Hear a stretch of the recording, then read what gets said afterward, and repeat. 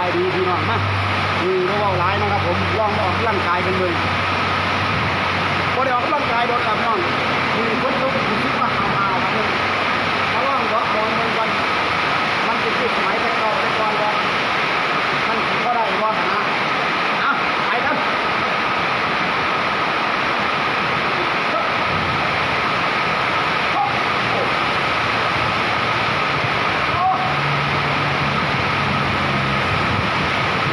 กำลังขายังบ่ดีพี่น้องยังบ่ได้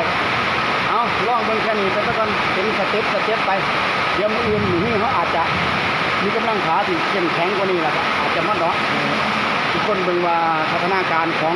วัยรุ่นโอเคครับผมขอบคุณที่ติดตามขอบคุณที่รับชมนะครับผมลดโลกลดคุยอยู่ที่ห้อง